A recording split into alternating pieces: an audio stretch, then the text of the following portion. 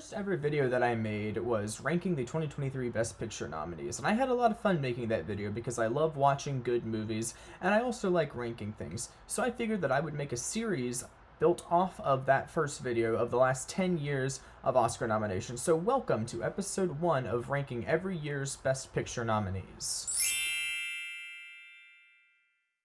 Essentially, my goal here is to go back through every year, watch the nominees, rank them, and then see how each year compares to every other year in the cycle. So, for instance, how good of a year was 2018 compared to 2023? One of my favorite years for the nominees.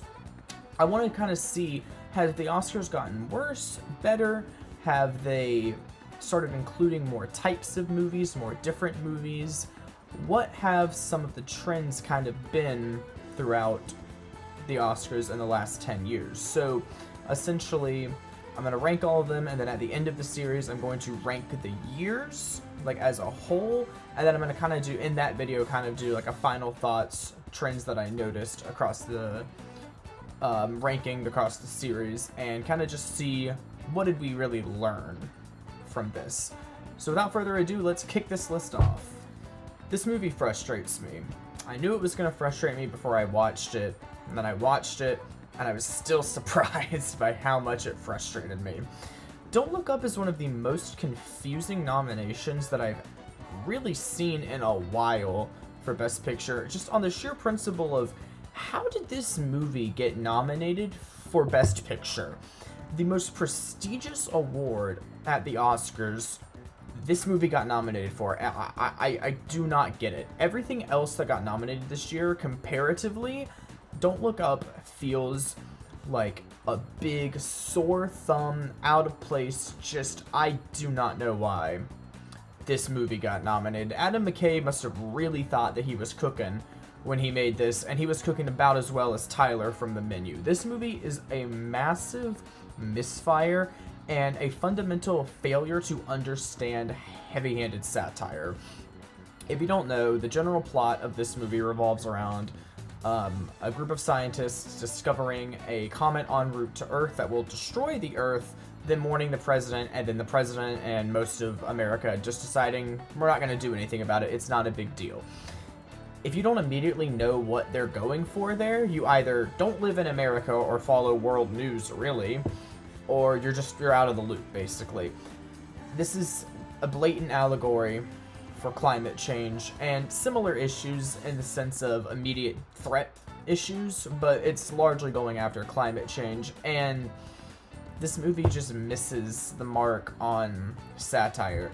It's not funny. I don't think this movie is funny at all. I think it's obnoxious. I think Jonah Hill and Meryl Streep, their dynamic just really pisses me off for most of the movie. And not in the way that I think the movie wants you to be pissed off by them. It just pisses me off because I just don't want them to be on the screen. I don't think they're entertaining to watch. Heavy-handed satire can work. I really think it does. Movies like Triangle of Sadness or American Psycho pull it off very, very well, and they really lean into the absurdity of the situation that they're crafting, and I think that's good. This movie, however, does lean into that absurdity, but in a very poor way that fundamentally does not work. The only thing that I even like about this movie is the ensemble, who I think does do a fantastic job within the context of the movie. I think DiCaprio, Blanchett, Lawrence, I mean, even Jonah Hill and Meryl Streep do play their roles well. I just think what was written was so bad that I don't want to see it, essentially. Other than that, and the third act and final scene, which I do think is actually really good. I think the third act, when it shifts more into this, like, oh, we are going to die, we're all kind of doomed, that to me works really well. And that final scene at the dinner table is a very good scene. I wish more of the movie was doing that along the way. So because of the lack of that, this movie doesn't work, and it really is just about as bad as I thought it was going to be going into it. Other than Don't Look Up, I think every movie that got nominated this year is actually a decent or good or great or fantastic movie. I think Don't Look Up is just such a weird outlier compared to the rest of this list in the sense of quality. However, Coda also does feel like an outlier in some sense when compared to the rest of these movies, and in that context. Obviously, because it's this far down on the list, I don't agree with it having won Best Picture, and that's mostly just because I don't think this movie is that special. I think it is great that a movie with a, I guess, marginalized community, the deaf community, a community with disabilities, and a community that, often doesn't have valid representation in media like other communities would. I think it's great that a movie like this exists and people have seen it and they are able to sort of view deaf people as people with lives, that just the only difference is they can't hear. I think that is great, and I applaud this movie wholeheartedly for doing that and putting it on this stage and existing. I really, really do. The problem that I run into is that this movie is so generic outside of the fact that the characters are deaf. It is really, really generic. There are so many genre tropes that this movie falls into doing. There's the standoffish best friend, the strained love interest, the overprotective parents, the parents who don't encourage the child to do their dream, the flamboyant teacher. There's so much going on here that I've seen before that this movie doesn't do enough to really separate itself from these other standards of the industry. I do really like the idea of a coda, a child of deaf adults, wanting to be a singer, and her parents not really getting that or not really supporting it because they can't hear her sing, obviously. But the movie doesn't do anything original with that idea. It's just simply we don't really support your dream just in the general sense. It's only until the last 25-ish minutes of the movie that we see her parents reckoning with like watching her sing but not being able to hear her sing. And by that point it's a little too late to really work for me. Even though it does work in that context, I wish there was more of it earlier on. I do really like all the fishing stuff though, and particularly the scene where there's the other lady that has to come onto the ship with what are the name? Frank and Leo, while they're out fishing, and then subsequently calling the Coast Guard upon realizing that they're deaf. I think that's really interesting because it raises this question of like, well, yeah, they're technically breaking the law, but they're not hurting anyone. They're doing their job perfectly fine. It raises an interesting thing to think about during the movie. I think this movie is good. I do. I get that it's very low on this list, but I do think this is a good movie. Ultimately, I don't think it's anything special though. It's just a good execution of very generic tropes. And I wish that it was more unique and more identifiable, but ultimately, you're gonna walk away from this movie feeling happy. You're gonna have a smile on your face. Your heart's gonna be warm and fluttery. It's hard to be overly critical of Coda. Of everything on this list, this is the movie that I'm the farthest removed from in terms of when I last watched it. I watched this movie about 2 months ago, before any of these, and before I even knew that I was going to do this series.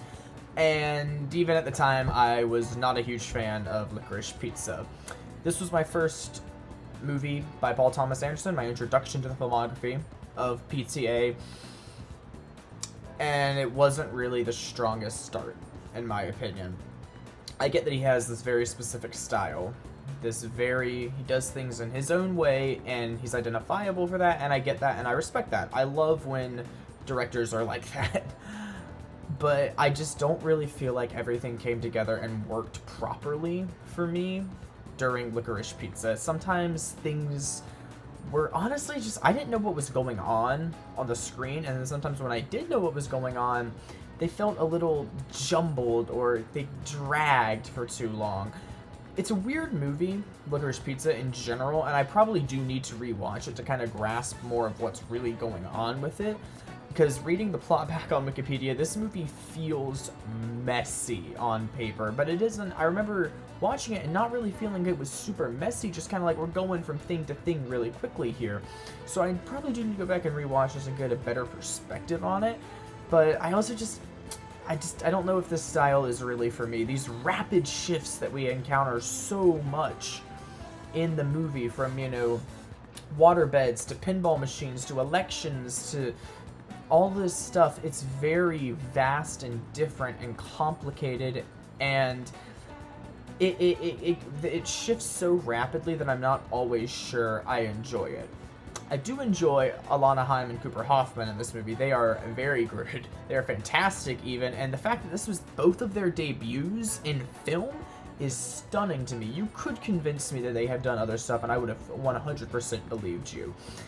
I can't say that I hate this movie, but I do wish that this was different, or even that I got something more out of it, because it didn't just quite do it for me like so many other people seem to view this movie. I feel like out of everything on this list, this movie is probably the most overhated of the lot. Belfast wasn't anything incredible or overly amazing, but some people talk about it as if it's just the worst movie that you'll ever see. It's bad, it's a waste of a nomination, it's awful, and I don't really find that. I actually enjoyed this movie more than I was expecting or even prepared to, because of how much negativity I had heard about it.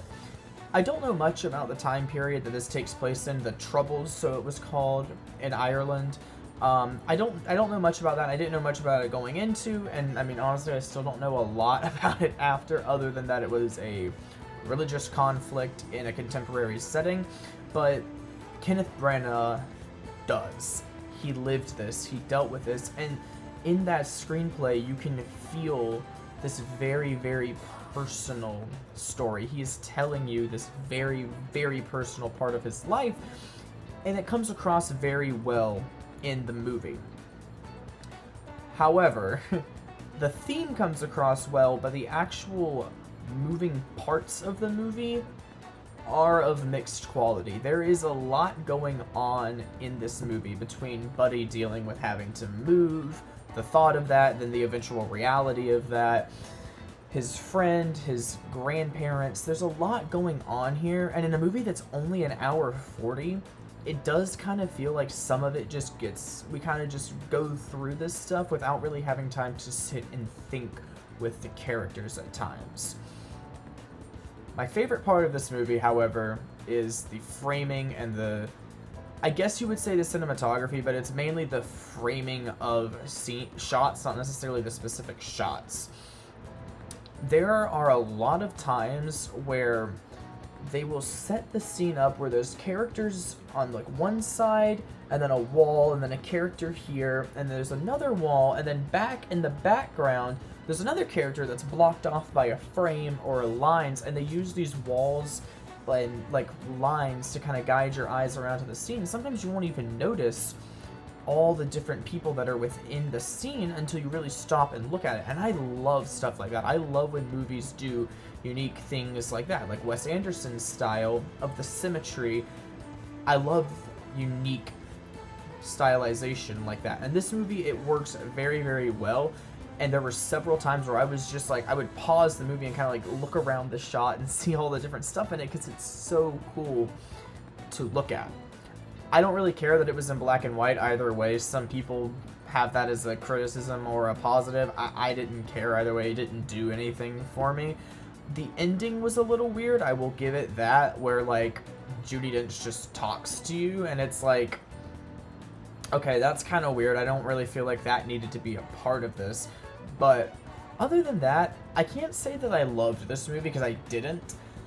But this movie is very overhated, in my opinion. I think it is a fine enough movie with some really good shots and a very, very personal story to Branagh that comes through in the writing. God, I do not really have that much to say about this movie. Honestly, from Coda up until the next entry, you can put these movies in almost any order, or I could put these movies in almost any order and pretty much be fine with it. King Richard finds itself here due to two main factors. One being Will Smith's performance in the movie, and the other being the fact that I'm an absolute sucker for a biopic. Biopics and historical movies tend to be my favorite genre of movies, so I had pretty high hopes for this. I also do enjoy sports movies, so it was kind of this perfect storm of different elements that I really thought that I was going to like. It didn't disappoint me, but I would say that I was just whelmed by the movie. My expectations were just met. They were fine. They weren't exceeded. They weren't not met. It was just it did what it needed to do and was fine. The Williams sisters are two of the greatest athletes of all time. That much is very hard to argue otherwise. I don't know why you would even try. And the movie leans very heavy into that, in the sense of even when this movie does take place all before they've had their success, you kind of already get the feeling that there's no way that they can fail. And while, yes, that's, how it ended up happening, you take a movie like Air, which deals with a similar type of situation, the trying to build yourself up to success, or in this case, get this successful person to build your brand up. That movie makes you feel like Nike is the underdog, that Nike might not win it, that Nike may not, not get the guy. And they put you in this very successful corporation. They put that in a situation where you're not sure if they're going to win. And that never really comes across in this movie. And I don't necessarily think that that's a bad thing, because Richard Williams was always, in real life and in the movie, so insistent that his daughters were going to make it to the mountaintop. And they did. But it never really comes across like there's any sort of struggle. And I get it, but I also wish they had maybe dealt a little more in the nitty-gritty of, what if they don't make it? What are some other options? What are we going to do? But similarly to Coda, you're going to find yourself rooting for the characters in this. You're going to want them to succeed. You know that they're going to succeed, but you're going to have a fun time watching it. You're going to feel good by the end of it. It does what it needs to do very well, and it's a hard movie to hate. If you hate this movie, I wouldn't quite get that. My biggest concern with long movies isn't the fact that they're long and I'm going to have to invest my time into them. Rather, it's will they be able to justify being that long and keep my attention throughout the whole thing. Nightmare Alley falls into the unfortunate trap of being just a little too long for its own good. It starts incredibly promising with the premise of Stan Carlisle, a drifter, picking up work at the carnival and slowly getting more and more sucked into this world that he finds himself in. And then he decides to leave with his newfound girlfriend Molly about an hour into the movie and start his own act because he's gotten so obsessed with the idea that's been put in his head of a psychic act. And I think that's a really good start to a movie. The first hour of this movie is incredible, with Bradley Cooper and Toni Collette and Willem Dafoe and Rooney Mara just all being so good in these roles. And then we hit the second hour and a half, and the movie starts to waver a little. Yes, we get the introduction of Cate Blanchett's character, which is fantastic, but we get into the second part of the movie, and it kind of just starts to drag a little, and especially in the third act where he has his big money play that he's gonna make, the big scam that he's gonna do. It goes on way too long, and it kind of makes you really stop caring about what's happening because it's just been going on. They've been building up so much to it where you already kind of have an idea that it's not going to end well for Carlisle. You kind of, everything in the movie is pointing towards he has this scheme going and things aren't going to end well for him. And they don't. Stunningly enough, his scheme falls through and he gets nearly killed, I believe. However, that ending shot when he's lost everything and he goes to a new carnival and becomes their geek, that shot and that whole ending scene is perfect. It's disturbing. It fills you with this sense of just dread for Carlisle. And even though it was very predictable that was how the movie was going to end, the weight of that scene isn't lessened because you still, the way it plays out is just so haunting. Also, the production design in this movie is incredible. The sets are so well done, especially early on in the carnival with the different attractions and the gimmicks that they have there. Absolutely a beautiful movie to look at in that regard. And the ensemble, again, so good in this movie. I really feel like if you shave off about 25 minutes of this movie, it would probably be a lot better. But I still really, really enjoyed this movie, and I think it's still fun to watch, and when it's good, it is very good. Now we're starting to get into the very, very good movies on this list. This movie was actually why I decided to do this whole series in the first place, and was the first one that I watched under the guise of doing this series. The Power of the Dog is a very slow burn type of movie. It puts you into the 1920s in the West, Montana specifically, and it really lets you sit with everything that's happening in it. Every scene, all the characters. It's a very meticulous film with its execution. It's slow. And I don't mean that in a bad way, because sometimes people say this movie's too slow, and that's a criticism. I mean that in a very good way. You're allowed to sit and breathe in this world and feel what's happening as the characters feel what's happening. This movie does a very good job of handling 4 really good performances without anybody feeling overshadowed or underutilized. Cumberbatch, Plemons, Dunst, and Smith-McPhee all work so well together and have this very interesting dynamic between all 4 of them, whether it's as a group or 2-on-2. Specifically with Cumberbatch and Smith-McPhee, Phil and Peter, they play very well off of each other, with Phil at first being frankly disgusted by Peter, calling him too girly, his mama's pampering him. And then slowly, as Peter finds out more about Phil, out of maybe fear of that being revealed, kind of starts to bond more with Peter and kind of tries to turn him into this version of Peter that Phil wants in his life. And then the background of all this, Rose, played by Kirsten Dunst, is slowly driving down this horrible path of addiction, and she's losing herself along the way until the ending of the movie, where Peter puts an end to that. And I'm not going to tell you what happens in the end. If you haven't seen this movie, I want you to go watch it for yourself, because the ending is legitimately just stunning, I guess, is how it's stunning. It's haunting in a different way from Nightmare Alley. It really lets you sit with what would you do when you get to this point of the situation that these characters find themselves in. The biggest issue that I have with this movie is, very often when this movie is discussed, people will say it's so different, it's so unique, and I didn't really get that. I mean, I think it's incredible, sure, but it's this very well-made, directed Western drama that doesn't really do all the rootin', tootin', shootin', and deals more with character dynamics. I've seen stuff like that. Maybe not as well as Jane Campion did it.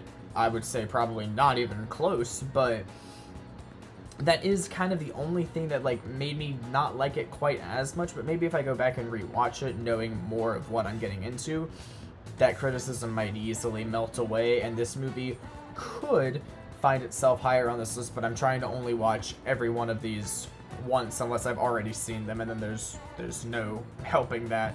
So The Power of the Dog is a very excellent movie that really should have won more than just one Oscar. For whatever reason, people seem to point to West Side Story as an example of Steven Spielberg slowing down or losing his touch, and that's just wrong to me. That is an awful take, and I have no idea how you can watch this movie and legitimately think that. Spielberg's West Side Story is truly a spectacle to behold. There's life and style at every corner of this movie. Everything in this movie works so well to bring New York fully alive. West Side Story is my favorite telling of the Romeo and Juliet story, because I think that when you change the fact that only one of the lovers dies at the end, you get this almost deeper level of tragedy than you do when they're both dead. Because when they're both dead, their story is over. But with Juliet, and in this case Maria, staying alive, you're left to deal with this sense of kind of, her story isn't over now. Her love with Romeo, Tony, is, but she still has to live in this world She's felt this powerful love, and now that's gone. And that to me makes this story more beautiful, but also so much more tragic. And I understand that Spielberg didn't put that in West Side Story. That was West Side Story, the source material, but I'm praising that because I think this is a really good adaptation of a really good source material. I haven't seen the original movie. I'm just going to put that out there now, but I do think that this is a very well done movie of an adaptation of West Side Story. Also the best musical that came out this year. I used to be a very big In the Heights fanboy, but after watching this, I'm like, yeah, this is just better. I'm sure you've all been waiting for it. Ansel Elgort is not good in this movie. It's not even that it's a terrible performance, but when every other performance in the movie is so active and just brimming with energy and electric, Ansel Elgort is very flat. He kind of just does this. All of his songs are very flat. It sounds like he's trying to have emotion, but he just can't. And that's the biggest downfall of the movie and his performance, is he's very flat when the rest of the cast is boom, boom, boom, boom, boom, boom, boom, boom, boom. However, it is one of those performances where it's not bad enough to make this movie be lower, but it is bad enough to make it not be able to be higher, because if he was better or if it was a different actor, this could be the best movie on this list. But because of that, it is where it is, and between this and The Fabelmans, I do not understand how you could say that Spielberg is slowing down, because he is absolutely still firing on all cylinders. Get out of here with that garbage. So I know that just a bit ago I was critical of long movies, but I actually really love long movies. I think it's amazing to just go on this massive journey for 3 hours and lose yourself in another world for such a long time.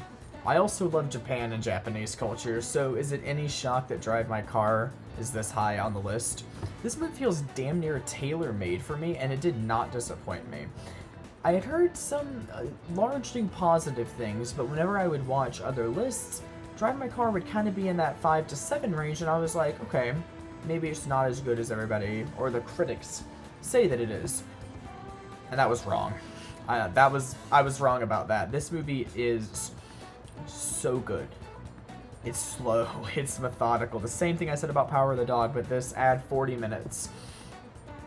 But it all builds towards something greater, something grander, a bigger idea, a bigger theme, a bigger message. And to me, or what this movie does, is it deals with themes of loss, love, moving on, and letting go. And it does it subtly, yet poignantly, where by the end of it, you really feel the growth of these characters. And to me, this movie is about forgiveness of yourself and accepting the past. And accepting the fact that sometimes you're not able, you wouldn't have been able to do anything differently. And even if you could have done something, you had the power to do something differently, you didn't because it was supposed to happen the way that it does. With Yusuke and Misaki, they have these similar situations where they've lost somebody that they cared about, but Yusuke believes that he could have saved his wife from dying had he been willing to go home in a timely manner to have a conversation that she'd wanted to have with him, which probably would have been a divorce or a confession of cheating, whereas Misaki had the chance to save her mother but chose not to, and then got scarred from it, and she carries that scar with her. This movie takes these two situations and it makes you think.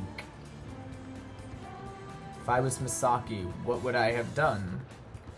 If I was Yusuke, how would I feel knowing that I could have been home earlier to save my wife from dropping dead and I wasn't, and now I have to live with that regret for the rest of my life? And this movie to me wraps up by saying, you're gonna have regret. Things are gonna happen that you wish you could do differently, or maybe you should have done differently. That is inevitable, but what isn't inevitable is you accepting that fact. The individual must make the choice to come to terms with the things that they hold regret with. The individual must make amends with the world, and then, most importantly, they must forgive themselves for what they have done or what they failed to do. And it's not a linear process. Everybody does this at their own pace. And to me, that the age gap between the two characters shows that, where they're dealing with loss at different stages of their lives and of different figures in their lives, but they still feel the same grief, and they're still brought together by their suffering and their struggling. I think this movie is absolutely beautiful with the messages that it weaves throughout its 3-hour runtime, and I do want to watch this movie again very soon, just to relive everything that it's saying and telling to me, and really feel these deep, powerful emotions. Spaceships, a loaded ensemble, a deeply fleshed out world that we've barely cracked the surface of. Yeah, Dune is incredible. I now have a very deep regret that I didn't go see this movie in theaters, because at the time I was like, it's whatever, it's fine, but now I'm like, oh my god, this movie slaps so hard. Why didn't I go see this on the big screen? I'm so mad at myself. Hopefully they'll reissue it for part 2, but like, god. Let me be clear though, I get why people wouldn't like this movie. A lot of the critiques and criticisms are, it's paced poorly, it runs out of steam, it feels like a part 1 too heavily, goes on too long, and I get that. I felt kind of the same way the first time I watched it, and some of those points I was like, yeah, this movie's fine, but like, you're talking about like you're talking crazy on it, but rewatching it, I don't feel those issues anymore. I think this movie flows so well from start to finish. You're immediately put into this world and the stakes are established as to what's happening, and then you're taken along the first part of this journey. Yes, it is a part 1, but I don't think it runs into the part 1 syndrome that some people say it is. Now, if you think that, that's fine. I get it. I don't really feel that in this movie. I feel like it does tell its own story, and if part 2 weren't to exist, I think this would feel fine. I think it ends at a good enough point to where it would be open for interpretation. But I think this movie is still very good for what it is. Obviously, it's number 1 on this list. I think a lot of just the world building and the drama that they set up for part 2 and just for the rest of the movie works so well. You understand what the stakes are in the movie and how those are going to affect the rest of this movie and the characters in it. And they're not afraid to issue some of those stakes and have characters die and kind of reshape what you think is going to happen in the movie. I think this movie is spectacular. I am so excited for part 2, and I think this is the best of the 2022 nominees and should have won Best Picture. And it's important to note before I finish this segment, just because I have a movie at number 1 on these lists does not mean that I think it should have won Best Picture all the time. There may or may not be times where I say, hey, this was my favorite movie, but this should have won Best Picture. And if that happens, I will point it out. But in this case, Dune is my favorite movie and what I think should have won Best Picture. So there you have it, my ranking of the 2022 Best Picture nominees. Let me know what you think down below. Do you agree? Do you disagree? Should Dune have won Best Picture? Should Nightmare Alley have won Best Picture? Did Coda rightfully deserve to win Best Picture? Let me know what you think. Thank you guys so much for watching, and I will see you in the next video, which will either be a May recap or part 2 of this series, depending on what I have time to work on when. Thank you so much for watching. I'll see you guys in the next one.